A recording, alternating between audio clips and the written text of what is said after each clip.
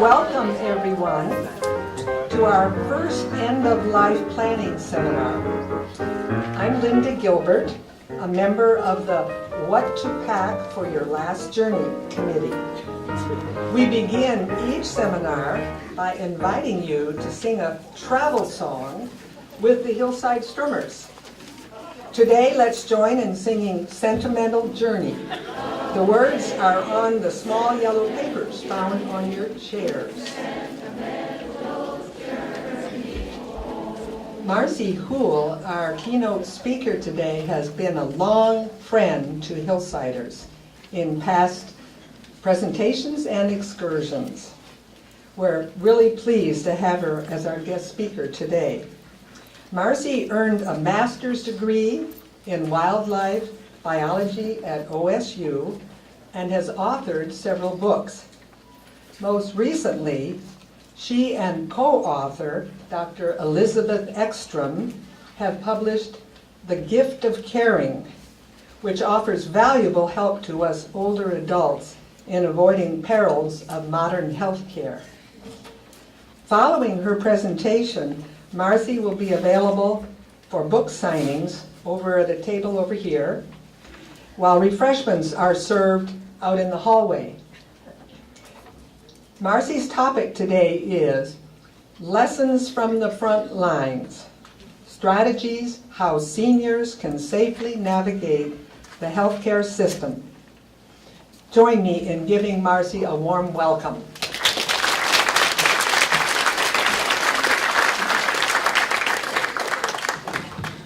Can you all hear these? All right, great. Well, I'm happy to be back. The first time I came here, I talked about the Zumwalt Prairie and prairie keepers, and that's a great place to visit because most of my books are about nature. Well, this one's a little different. But I first of all want to thank Linda and Dawn and all the Hillside community for having me here today to share with you some of the lessons I learned when writing The Gift of Caring that I did write with Elizabeth Ekstrom. I know some of you here are lucky enough to have her as your doctor. She is a nationally regarded geriatrician. Those are specialists, have a lot of extra training to deal with people who are older aged. And she's well beloved, and her research is nationally known. So anyway, we hope together that our book can be a game changer for thousands of aging persons in America. Because, as we say, as Linda mentioned, these are the lessons I learned from the front lines, and it's the book I wish I'd had when I was caring for my parents, to tell me the best way I could have empowered them and advocate for them medically, and giving me the information I needed to help them when I saw so many people just write off things as just old age. So that's why Dr. Ekstrom and I wrote this book, to provide information. A lot of it has never before been shared outside of the medical journals and medical community. And it's to tell you that much of the pain and suffering that accompanies getting older is not necessary. And as I came to learn, and as Dr. Ekstrom validates, we have kind of do a different, I have a story every couple of chapters that's what I wish I'd known, and those are chapters by Dr. Ekstrom. It's that much of the suffering that seniors undergo, and that I saw my own beloved parents endure, is not a product of aging, as we're usually told. Rather, and unfortunately, it's a result of a healthcare system that often fails seniors. So anyway, the book is chock full of all sorts of information, like sleep issues and what kind of exercise you need and keeping your brain healthy. But today I want to talk to you about some of the most important chapters I think that are in the book. It's what we call the 3 deadly Ds. So you can arm yourself and make sure they never happen to you. And what are these 3 deadly Ds? Well, dehydration, delirium, and drugs. And these are problems that are rampant in people over 70, and they cause untold suffering and death. But unless your doctor's a geriatrician, and good luck trying to find one, they're getting scarcer every day, the majority of healthcare providers will miss diagnosing the 3 deadly Ds. And the tragedy of that is that the 3 deadly Ds are, by and large, all preventable. Okay, now I just want to say, you don't have to memorize anything. A lot of people use our book just as a reference. You can skip my chapters, go to Dr. Ekstrom's, and you can use these and take it to your hospital visits if you're ever in the ER or whatever. So Everything I'm going to tell you today is in there. So just sit back, relax, and listen and take in what you can, and you can retrieve the rest when you need it. Well, the 3 deadly Ds. I went through all 3 with my parents, and I was totally unequipped to deal with any of them. Like most of us, I had no clue that thousands of seniors experienced them. Even more, I did not know there were ways I could have protected my parents and specific actions that we could have taken that would have made a real difference in their outcomes. But now that I know these things, and they're proven strategies endorsed by geriatricians across the country, I want you to know. And this knowledge is empowering, it's hopeful, and it can make a tremendous difference in your life, in your parents' life, if you still have your parents, or the lives of your children, in all our lives. But let me take you back a bit, when aging issues started cropping up in our family. You see, and I'll be honest, I was probably the last person in the world that had a single worry about aging. And until my dad started getting sick at age 78, I never had a worry in the world about it. Well, why? Well, basically I saw my parents were doing everything right. They ate well, they exercised, they had a terrific social network, and they did everything that you read about in the papers and in AARP. They were just right on. And in the 70s, my dad was still skiing, he was jogging, and even scuba diving. Okay. And further, I took comfort knowing my dad played a prominent role in the medical community. He was an orthopedic surgeon in Portland, and he also was on staff at OHSU. He started something called the Crippled Children's Division up there in the 50s. He had a great heart for older people. He would volunteer his time at nursing homes. So I knew if anything were to happen to my parents, there would be doctors and nurses and therapists and great hospitals and services there to take care of them. After all, wasn't he intimately connected to all of these things in the entire medical community? Well, it didn't happen like that. And unfortunately, statistics show it's not going to happen like that for most of us. But rather, what I observed was that one time after another as they got older, little health concerns started cropping up, then bigger ones arose, and then I discovered the real hard truth, something before I had never contemplated. The healthcare system, I was sure they'd be there to keep them safe, keep them propped up, and prevent suffering. It routinely failed them. And it continued to fail them the last 14 years of their golden years of their lives. So, this is not all going to be sad. Don't worry about this. There's happiness to this story. But the reason I wrote it because it's what I saw. So, what happened in my family? Well, my dad turned 78. We started seeing signs, and he developed, we found, as we came to know it, Alzheimer's. It's a diagnosis no one wants to hear, but we went through it as a family. I was the only daughter living at home in Portland, had 2 very small children at the time. And eventually, we had to move him to a memory care unit because it wasn't safe really to have him at home any longer, and my mom was getting so worn out. But she visited him nearly every day, and I went and my family went routinely to see him. And actually, once we got used to the new routine, it really wasn't that bad because my father seemed to enjoy it. Well, then came the big step down. My father fell and he broke his hip. I got the news first and went to the hospital to be with him. Well, when a person who has Alzheimer's has to have surgery, it's very hard because they don't understand what's happening, and it's very frightening. So I stayed with him overnight, and he had surgery the following morning. And thankfully, he responded quite well, and we assumed he'd be in the hospital for a few days. We were taken by surprise because that afternoon, it was Memorial Day weekend, they told us he was being transferred back to the skilled nursing unit at the facility where he'd been living. So that was a surprise. Seemed awfully fast. But anyway, when we got there, we found he was in a room at the far end of the hall. And the staff said we were lucky to have a room at all because it was busy and they were short-staffed. And actually, we were relieved. We saw him. He was sitting up. He was alert. He didn't seem in too much pain.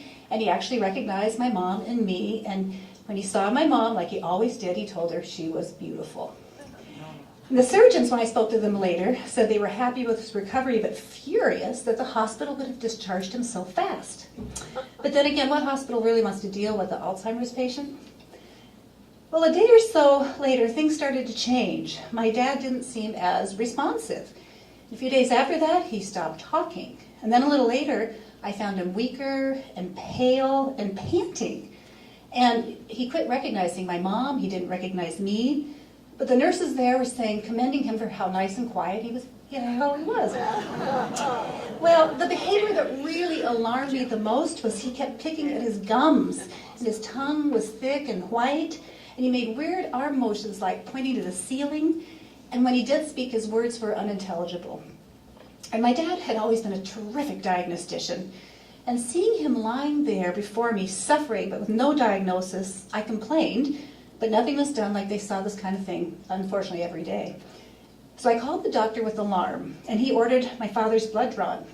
And the results, he called me back, and he said it showed his electrolyte, sodium, and chloride levels, and his kidney function showed he was in renal failure. So he said it was just a matter of time. Well, I didn't believe it. The change had been so dramatic in just a matter of days. Not knowing what else to do, I took my dad's drug list to a trusted pharmacist. And I said, look it over. Is there anything in these drugs that can be making him have these weird symptoms? And the pharmacist said my father was only on one new drug, and that was Lasix. And he said, this shouldn't be a problem as long as they're pushing fluids. And I realized suddenly that I never noticed if there had been water or juice on his tray. So I made a mental note, check fluids. And I told my mom and the caregivers who'd been so wonderful with him when they were visiting too, to always see if make sure he had fluids on his tray. Well, the next 2 days, we all observed there was never any fluids, no water on his tray.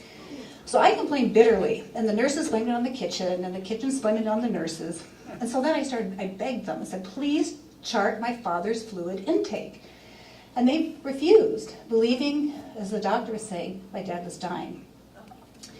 Well, seeing him lying there making these guttural utterances, it broke my heart and it made me desperate, because I thought, what if he were trying to say, I am thirsty? So as a last-ditch resort, we made a brigade. My mom, John, my husband, the caregivers, we took turns. We would bring him fluids. We brought him water. We brought him Ensures. We brought him milkshakes. And we always made a note there was never any water on the trays. Well, then about a day or two later, I got a call from my mom. And she was shrieking, and she was saying, Daddy's changed. I thought, oh my gosh, he's dying. But I was wrong.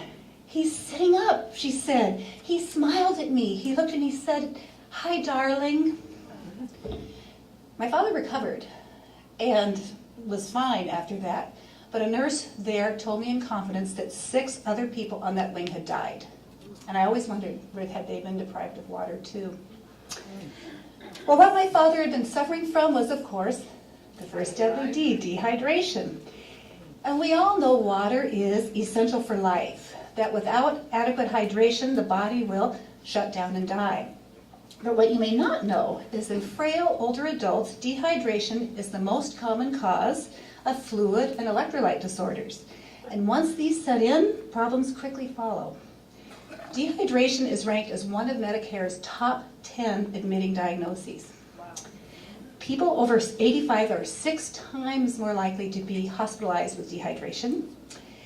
For seniors, dehydration rapidly can become life-threatening, like it did for my dad, and cause organ failure. And this is a special problem when temperatures rise, like in summer months. It's a serious issue in nursing homes. Studies show that 2 out of 5 patients in nursing homes are dehydrated. If severe dehydration is not diagnosed early enough, the mortality rate for older adults is 50%.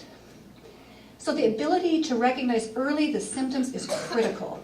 Yet like many things for older persons, the symptoms are often written off as just being old age when they're not. What are the symptoms? Well, a person can experience a dry mouth, skin might look a little dry, may experience some dizziness, confusion, muscle weakness, and have a headache and have little urine output. The big part of the problem, and I didn't really know this at the time, that many persons, they don't realize they're dehydrated. Individuals lose their sense of thirst when they grow old. And even when they are dehydrated, they may not feel thirsty and they forget to drink. And another problem that we all know about is primarily social. Many older persons who are going out don't want to always worry about finding a restroom, so they limit their fluids. That should not be your concern. You want to make sure, your concern is to make sure you're getting enough to drink. Incorporate a restroom routine wherever you are. but be sure you drink. Because the good news is dehydration is entirely preventable. Geriatricians say most older people need 6 ounces of 6-ounce glasses, 8-ounce glasses of non-alcoholic, non-carbonated, caffeinated liquid daily. So drink, stay out of the hospital, and save your life. So my mom fell through the cracks of the healthcare system after my dad passed away. And one of the major reasons she did was she had something that was called undiagnosed delirium. What thousands of seniors experience every year in America is the second deadly D. She was 89, and actually she was doing very well. She still lived in her own home. She had some assistance from that same trusted caregiver who would come and help out. And we had a family gathering. I think it was Emily's, I can't remember, 16th, 17th birthday at this point. And as usual, my mom was her sharp, witty, fun self, fun to be with, and we had a great time. But the following day, Alonzo, the caregiver, called, and he sounded concerned. He said, my mom had hardly slept at all that night before, and she didn't seem herself. She was weak. So I told him, she's probably tired. Gosh, we probably wore her out, and keep an eye on her. And so when I called later that afternoon, he seemed even more worried. He said she really wasn't making sense, and she didn't want to seem to eat or drink anything. So I called the doctor that day, and he said, wait another day, and if she hadn't improved, to take her to the emergency room. So I came by her house the following day, and Alonzo was very anxious, and she said she had not slept again, and she was saying terrible things. I said, terrible things? My mom was the most gentle, loving person in the world. Terrible things? So I went in the bedroom to see her, and I found her very weak, and she had me come close. She said she wanted to whisper something in my ear.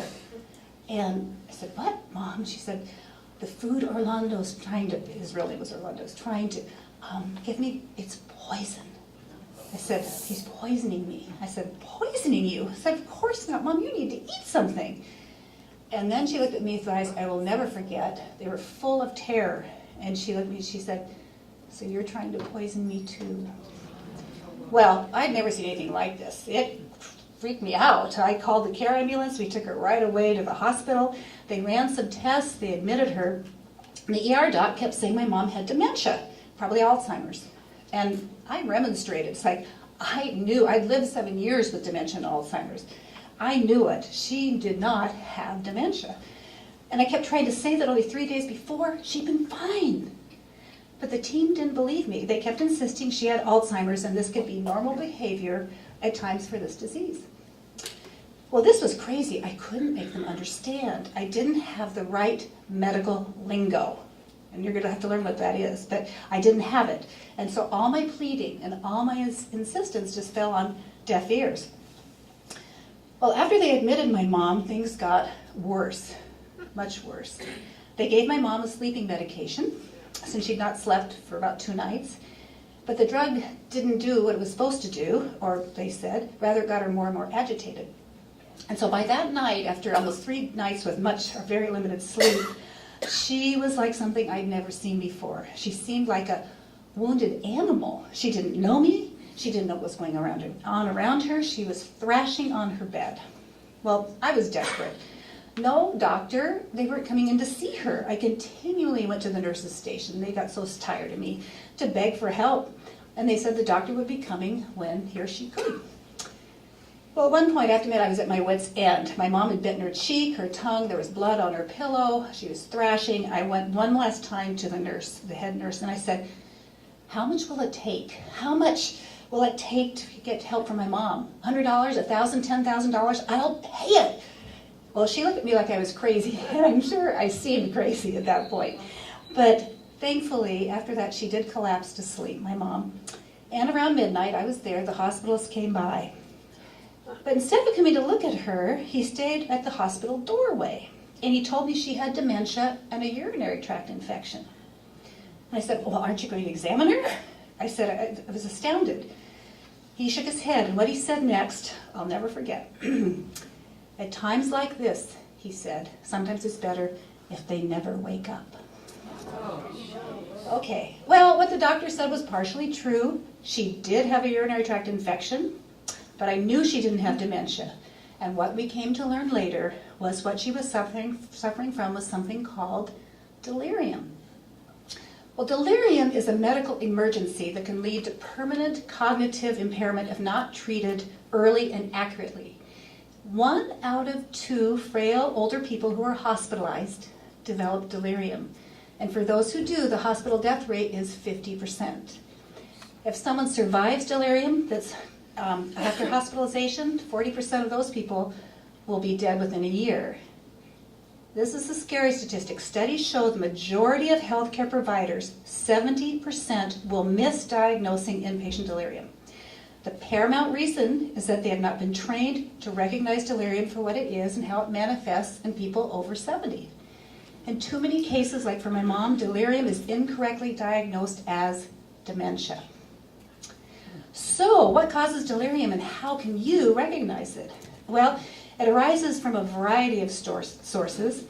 In a lot of older people, it can be triggered by infections, such as, like my mom had, a urinary tract infection, commonly caused by actually lack of sleep, surgery, pain, dehydration, again, and even the effects from certain drugs commonly prescribed for older adults. And it can also be caused by the hospitalization experience itself. If the cases of delirium are not determined rapidly, the patient may receive the completely wrong treatment. And when this happens and delirium continues to mount, as I said, 1 out of 2 hospitalized patients will die. Well, the symptoms are all described in Dr. Ekstrom's chapter in the book on delirium, but the top one, the one to always keep in our minds, is a rapid onset of uncharacteristic behavior. Because unlike dementia is progressive. It's a progressive cognitive decline. It happens over months and years. Delirium symptoms appear abruptly, usually in days or even hours. The symptoms are dramatic and they show a profound altered mental state. So, how do you protect yourself should that happen, or protect your loved ones? Well, the best thing you can do is familiarize yourself with the key medical terms, as I said. The top one, the word that can save your life, is baseline. Learning this doctor speak and other medical lingo, all described in our book, can make all the difference in an older person's outcome, whether the patient ends up going home, to a nursing home, or never making it out of the hospital. What is baseline's definition? It's defined as your normal functioning level that covers both your physical and your cognitive function. Doctors and healthcare providers need this knowledge to accurately diagnose and treat a patient's problems. And too often, when a person who's older comes to the hospital exhibiting any kind of confusion, those symptoms are treated as the patient's baseline because the person's old and unfamiliar to the hospital team. So this is where you and your family can come in. Create a health history sheet that documents your health and your baseline. And we have developed one, Dr. Ekstrom and I, that's in the back of the book. If we have some for handouts today, I want you to take one home for your homework. And it's on our website also. And what this is, and it's being used now, Dr. Ekstrom uses them for all our patients, and we're starting to be used with doctors across the country. This is the patient piece that seniors, together with their doctors, need to fill out. It explains you, the whole patient. It assembles in one place your individual history. So what is it? Okay, here's page 1. Your name, a lot of these doctors, you see these a lot of places, your current medications, breakfast, lunch, dinner, their dosage, with or without food, your allergies, do you have a pulse? None. Other side, the senior's current health or baseline. And it says this should be reviewed with the primary care doctor at each visit. It should be a succinct summary of their personal and medical history, including medical issues such as heart failure, diabetes, urinary tract infections, dementia, falls, etc., and should accurately record their current cognitive and physical status. You record your vision and your hearing status. If you have recurrent problems with falling, dizziness, low blood pressure, insomnia, and if you've been hospitalized, why and how the recovery is going. And the next part of the sheet is here's another medical term you want to know, ADLs, activities of daily living. So these are the things, this is a sheet doctors use, that's why you'll want to use it. Are you independent, need some help, or need full help with dressing, bathing, walking? Do you use a walker?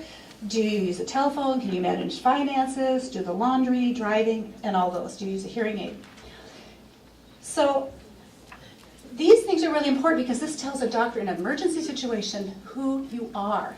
So because if I had only known the word baseline when my mom went in there and had a doctor-verified health history sheet to prove it, the whole course of my mom's experience would have been different, and it would have prevented immense suffering.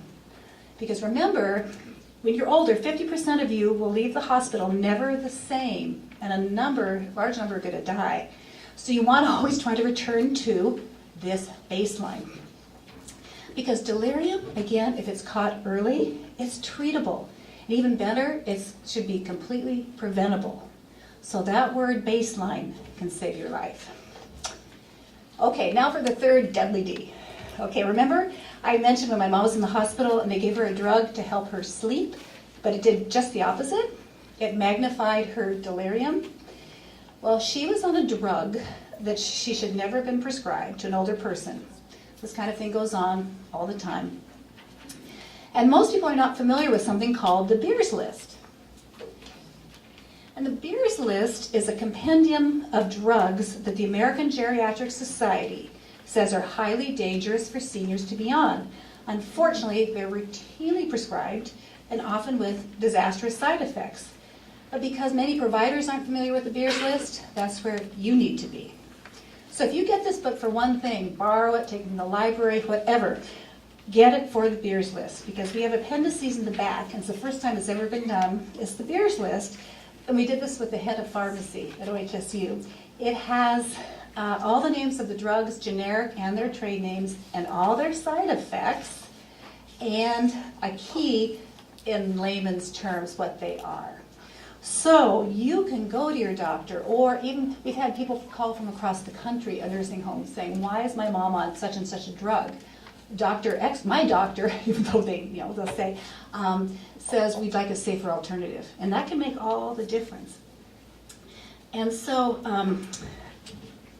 the other problem is it even goes beyond just the Beers List. Drugs are a special problem for seniors, and the Center for Education and Research Therapeutics, a part of the FDA, has determined that something called polypharmacy, if it were a disease, would be the fourth leading cause of death in seniors.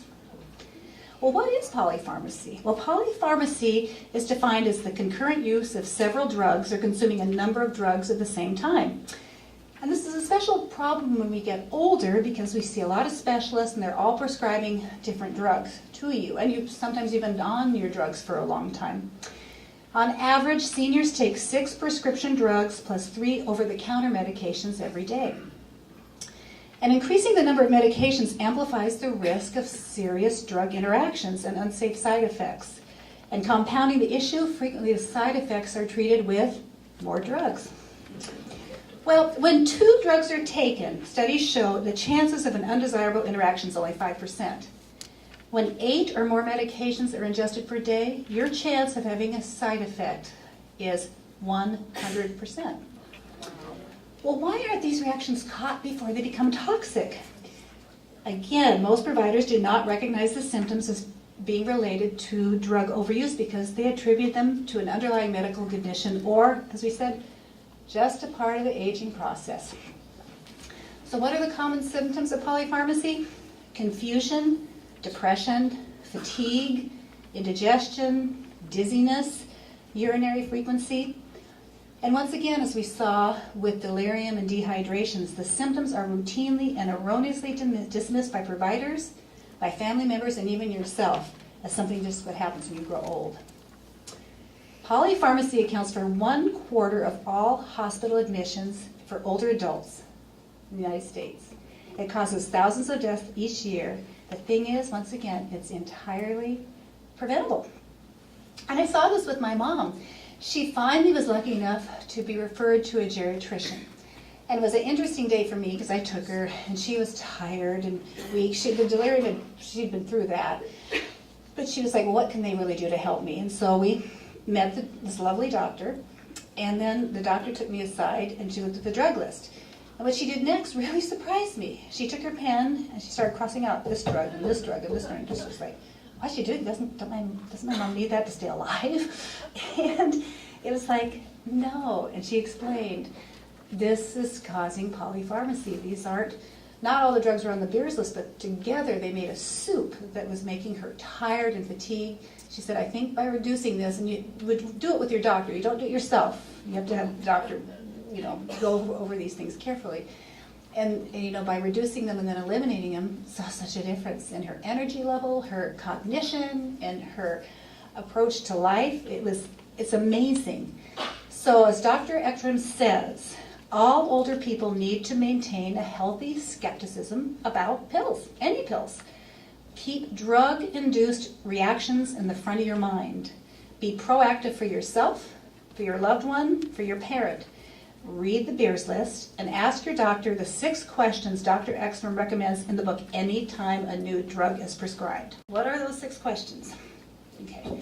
I asked Dr. Ekstrom too, I said, are doctors going to hate this? It's going to make so much more work for them. She said, no, any really fine doctor, you're working as a team, And so these are the questions.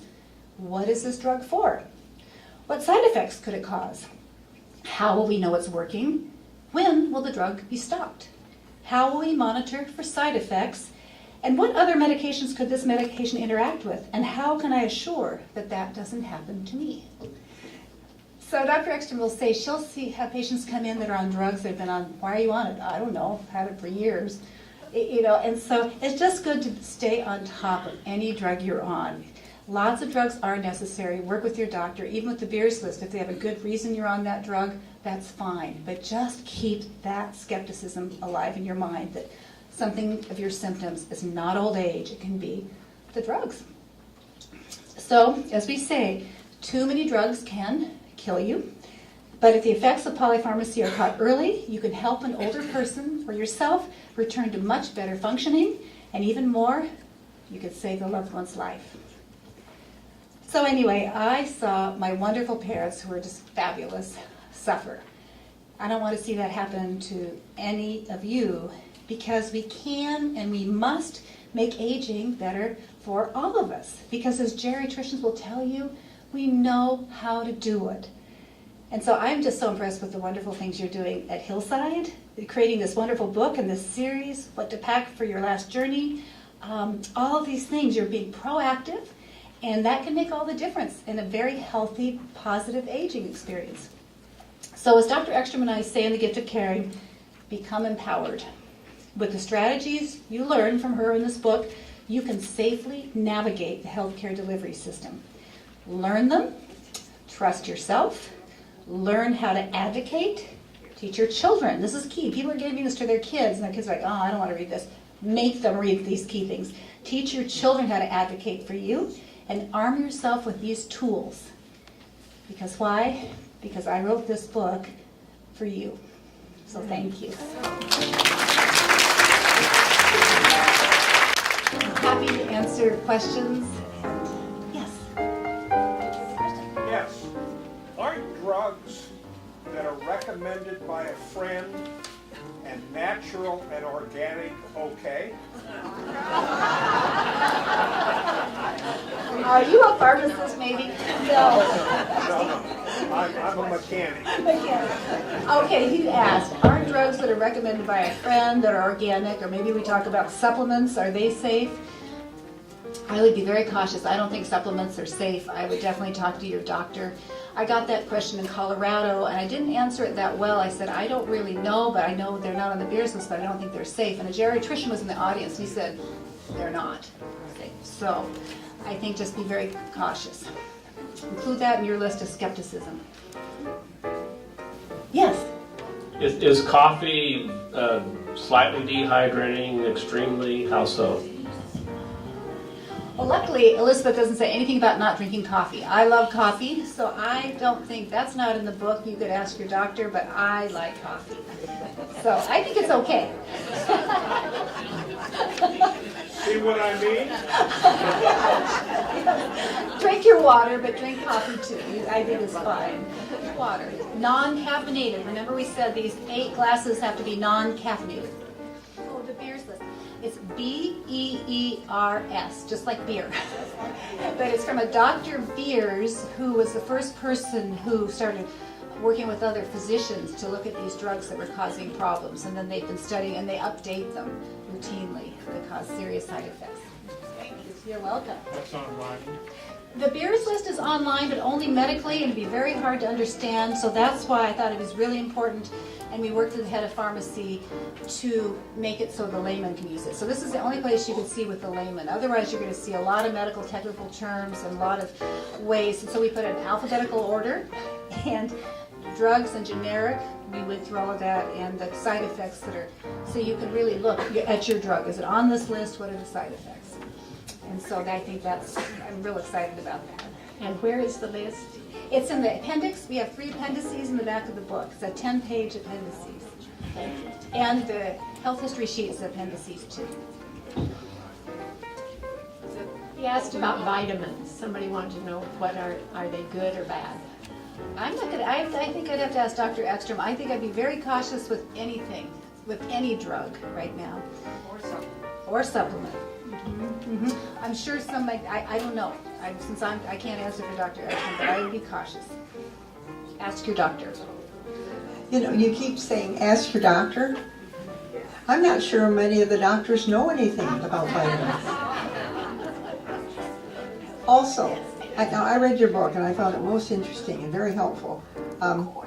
The other thing was, is there anything you think the public, particularly seniors, can do to encourage more young people to become geriatricians? I use the Kaiser Permanente system, and the other day I looked up on the internet for the Portland, the whole area, Oregon. They have one geriatrician who's a nurse practitioner in Vancouver, Washington. They used to have a geriatrician in Portland. I know that because my doctor, who was an internist in Salem, told me that he saw more seniors than the geriatrician did. But my doctor's also retiring. What you're saying, did you all hear her question? That how do you find a doctor? How do you find a geriatrician? This is one of the most serious problems. I wrote an op-ed that was in the New York Times about this. And it is a terribly serious problem that needs to be addressed, and we need to advocate. Because as we know, the statistics are showing that over 65-year-olds, their population numbers are skyrocketing. The fastest growing age group, and that is the over 85. At the same time, the numbers of those really qualified, because a geriatrician has to already be an internist or a family medicine, they go on for more training in geriatrics. At the same time, geriatricians' numbers are plummeting. They're calling themselves an endangered species. I think it was a few years ago, there were only like 6,000 geriatricians left in the United States. That number is dropping. Lots of clinics are closing. We used to, the clinic where my mom, I took her, they don't exist anymore. You can't get a geriatrician. The scary thing is, the other statistics I talk about in the book is 97% of all medical students take, that's 0 classes in geriatrics. So the training is not there. It's a crisis, and I think that's another thing when you talk about advocating. We're trying to get people across the country. That's why geriatricians love this book. It's like this word has to get out there. You know, we need to actually we'll have to write our senators about all sorts of things now. But there's another one. Is to advocate for more geriatricians, and the pay scale of geriatricians, they're at the bottom with pediatricians. Okay. And it's just, they have just as much training as most specialists. And so it's hard to be a geriatrician, and that people don't realize what's going to happen to healthcare when you don't. The difference when you have a geriatrician who's well trained, like Dr. Ekstrom, they had a big 2-page feature article on her in the New York Times last year. And how it can make life so much better. It's not going to save your life per se, but it can make it so much better, as people who have Dr. Ekstrom as a doctor will say. And a lot of us are not going to have that luxury. The other scary statistics about caregiving, that right now 66 million Americans are caregiving someone. They're saying the next 20 years, every middle-aged person will be probably caregiving a parent. because they're caregivers. Our system is not set up well, our hospital system's not set up well, and we're losing geriatricians. Okay, on that bad note, we know what you do, and so we just have to start advocating for change, for more geriatricians, more geriatric education. And geriatricians, what they like to do is work as a team. Because there are not going to be that many of them, but they work as an umbrella. They're at the top, and then they work with geriatric practitioners, geriatric nurses, geriatric physical therapists, geriatric pharmacists. They all can work as a team, and that can make the outcome so much better. We know what to do, and that's what broke my heart, and that's why I wanted to write this book, is that the things I saw my parents go through, if it was just another sad story, why bother? There are a lot of sad stories out there. But it was a story of showing that you can prevent a lot of these things if you have the education. People are giving this book to their doctors, they're giving it to their senators, they're giving it, it's a grassroots movement to get this word out there. And so I think the more we understand there's things we can do, and we can make life much better, and we're heading into a world where it doesn't look very good for us. Can we buy this book in a bookstore or, locally? And what is the name of it again? It's called The Gift of Caring. Yes, Amazon has it. All the bookstores can have it. We have some here. I don't know if there's a few left here that you can get. So, but it is very available. I think that's why I love this book and working with Dr. Ekstrom, because we also have had it endorsed by all the nation's leading geriatricians. And for me, as a scientist, my background's a wildlife biologist, and any book I wanted to write, I wanted to make sure it could be peer-reviewed and scientifically correct, and not just have a lot of hearsay. And so that's why teaming up with her has been such a wonderful thing, because she is, besides being a fabulous doctor, her credentials are impeccable. So I think there's a lot of stuff out there that you'd be, once again, be skeptical of it. There's a lot of doctors on TV and things like that I don't know. All I can say is I vouch for her integrity and her work, and the leading geriatricians across the country have vetted this book. So I feel very comfortable with what's in here. Some of the other stuff in those other books, I would want to see their credentials. Is there like a blog or a support group where people can put their brains together and think of strategies together to kind of, like you said, grassroots movement? Because I think it's going to take an upheaval of our whole culture. Because obviously, with what you just said, with them dropping geriatric physicians and whatever else, America is used to turning their back on their parents. They just are. It isn't part of our culture to care. So I would love to see how we can get together and educate and bring some compassion back to our culture. You all heard that? I think that's a wonderful idea. With the book, we do have, and it's on the back of the book, a website for the book, and you can write into there. And I've left also my card with my email address. I think all your ideas are great, because what we're seeing is some grassroots things happening across the country. We've done something in Chicago, in New York, in LA, and it's growing. It's growing, but it's a grassroots kind of thing of people who care.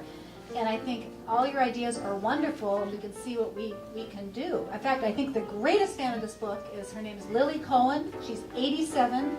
She lives in a wonderful community on Long Island, and she has written her senators, and she's gotten her other friend who's 87, writing, was a lobbyist in her early years, but now she's lobbying.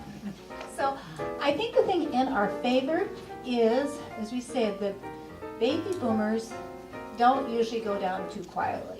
You know, they've made history all the way through, and I think the more they understand this, and they don't want to see what can happen, like happened to my parents, I don't want that to happen to them if they know there's changes we can do. So I think the more information, the more people talk about it, the more people realize that older people can offer so much. And I'll tell you a little story back. This is wearing my biology hat. People used to think of old growth forests as decadent. You know, you have down trees, you have down logs, you have snags, and they'd say the healthy forest is the 80-year-old forest or younger. And old growth trees, you know, forests are that important. Okay, well, what we have found out since then is old growth forests play a tremendous role. Their genetic potential, what they do, they orchestrate underground information. I mean, and root systems. Their snags and down logs are what feed and make nests for woodpeckers. So anyway, they're hugely important. And the whole system's important. You can't just have single age stands. That's the least healthy of a stand of a forest. So anyway, I, in the book, talk about how aging is really like an ecosystem. That you have your young people, but the older people have so much to offer. And if you have the healthiest societies, I believe, personally, are ones where it incorporates all the groups, not keeping them preschoolers just with preschoolers and older people just over here. It's like, no, incorporate them all together, because the richness they can add to each other is huge. And this is, I had an assignment that I don't think you followed when I took you in Forest Park. I'm sorry to say, the group. I took you in Forest Park. We had a wonderful walk about a year ago looking at wildflowers. Okay, as I walked along pointing out a trillium or pointing out this fern, I started hearing, there's about 18 or 20 of you talking about your own stories, and they're fascinating, and of your lives. And so at the end, like we do, we got in a circle, and I said, how many of you have started writing down your own stories? You know, no one had. And it's like, how many of you realize these stories are important to share with your children, with other people? You have a richness here. I heard it. And that's the greatest gift you could give your children, is to write down these stories. So I gave you all homework, as Linda remembers, and I've asked a few if they did it. They said no. Well, that's fine. I understand.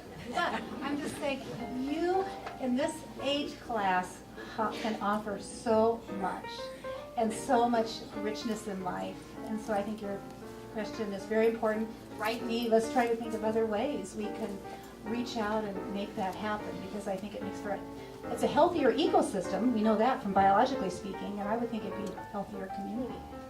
When one has prescriptions from a family physician, a cardiologist, and another specialist, which of those would be best to get information on the conflicts among drugs? Or do you head for the pharmacologist or the pharmacy?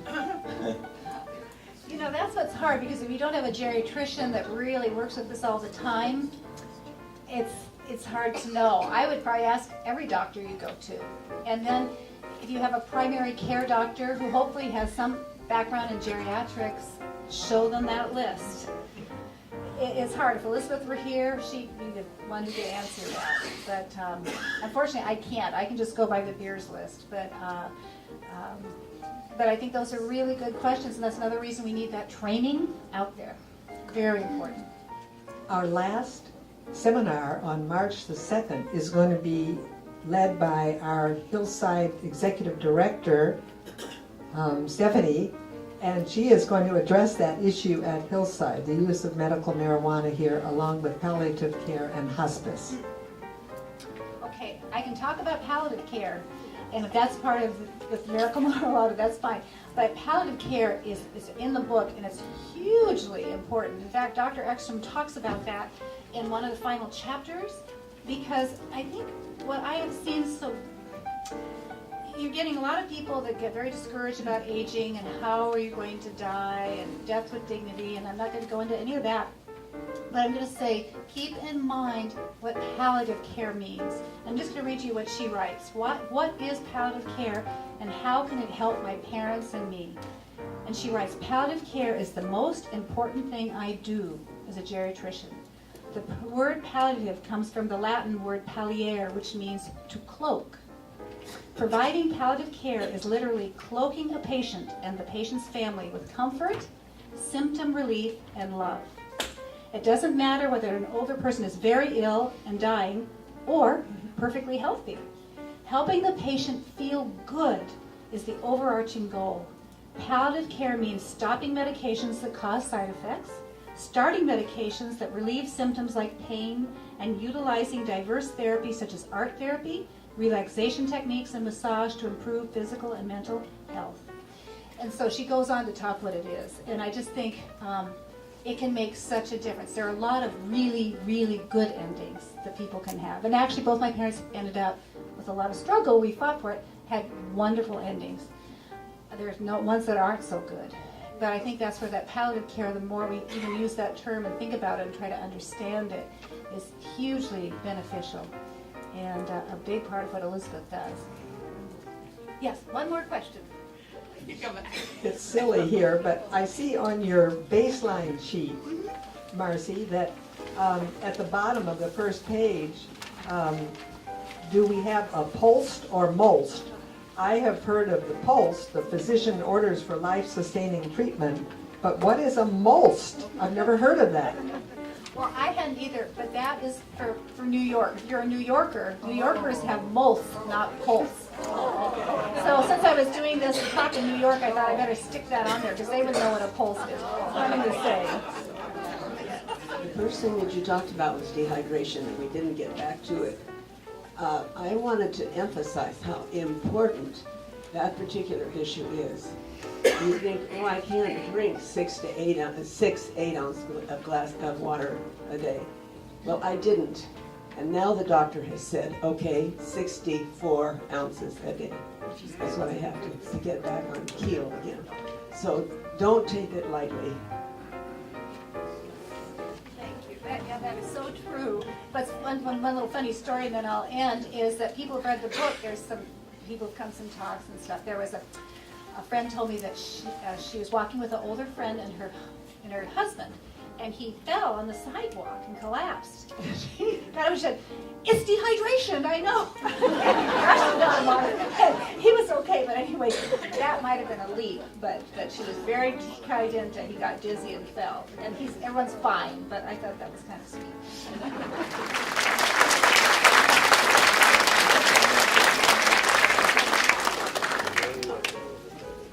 Thank you, Marcy. Marcy's books will be sold, any extras, and if they run out, you can order one for $25, and we'll get it to you at a later time. Mostly for Hillsiders, because we can't get it to you who come from the wider community. But, and extra copies of the booklet, which our committee put together, are also being sold for about $3 for your sons, daughters, your loved ones, or your younger advocates, whomever they may be. If you wish, Marcy will be over here at a table near the piano to sign your book, if you like. And also, we invite you to stay and talk together with others, if you'd like, about today's topic. Refreshments will be served out in this hallway, but you can get them through this doorway or this doorway. You can get to the refreshments. This is the first of 6 seminars on what to pack for your last journey.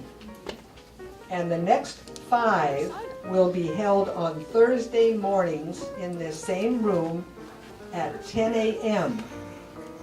Next week, or next week, Thursday, February 2nd at 10 a.m., our speaker will be Peter Hofstetter, the CEO of the Willamette Valley Medical Center. His topic will concern preparations for medical emergencies. We hope to see you all then.